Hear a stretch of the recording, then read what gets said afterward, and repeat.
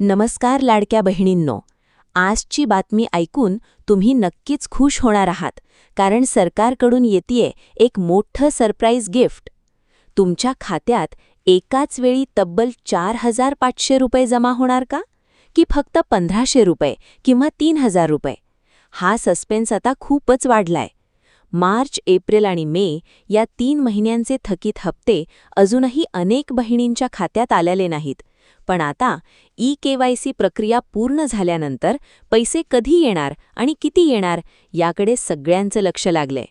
काही जण म्हणतायत एकत्र 4500 रुपये येतील, तर काहींच्या मते फक्त 2 महिन्यांचे 3000 रुपये मिळतील.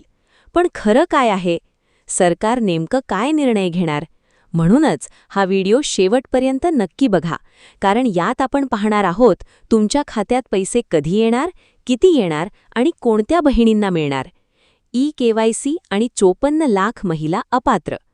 सर्वात पहिली आणि मोठी बातमी. सरकारने ई-केवायसी दुरुस्तीसाठी दिलेली 30 एप्रिलची मुदत आता संपली आहे. या प्रक्रियेनंतर एक धक्कादायक माहिती समोर आलीय.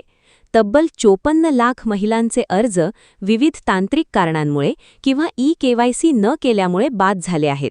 याचा अर्थ असा की आता फक्त 1,89,00,000 पात्र महिलांनाच या योजनेचा लाभ मिळणार आहे. जर तुमचं ई-केवायसी पूर्ण असेल तरच तुम्हाला पुढचे हप्ते मिळतील. आता सगळ्यात महत्त्वाचा प्रश्न, खात्यात नक्की किती पैसे येणार? बघा, फेब्रुवारी महिन्याचा हप्ता मार्चमध्ये जमा झाला होता.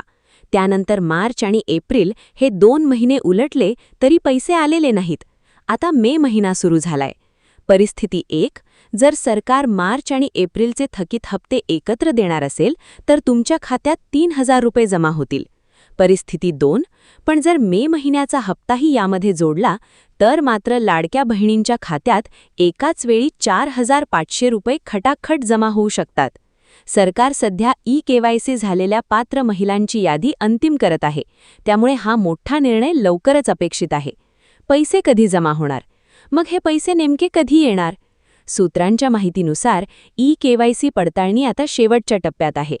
30 एप्रिलला मुदत संपल्यामुळे आता सर्व डेटा गोळा झाला आहे. मे महिन्याच्या दुसऱ्या किंवा तिसऱ्या आठवड्यात हे थकीत हप्ते तुमच्या बँक खात्यात डीबीटीद्वारे जमा व्हायला सुरुवात होऊ शकते. तर बहिणींनो, घाबरून जाऊ नका. जर तुमचं ई-केवायसी झालं असेल आणि स्टेटस अप्रूव्ह असेल तर तुमचे पैसे कुठेही जाणार नाहीत. ते व्याजासह किंवा थकीत हप्त्यासह तुम्हाला मिळणारच आहेत. तुम्हाला काय वाटतं? सरकारने 1500 रुपये दिले पाहिजेत की 4500 रुपये एकत्र दिले पाहिजेत? आम्हाला कमेंटमध्ये नक्की सांगा. आणि हो, तुमचं ई-केवायसी पूर्ण झालंय का ते कमेंटमध्ये हो किंवा नाही लिहून कळवा. अशाच नवनवीन अपडेट्ससाठी आपल्या चॅनलला सबस्क्राईब करा आणि हा व्हिडिओ तुमच्या इतर बहिणींनाही शेअर करा. धन्यवाद.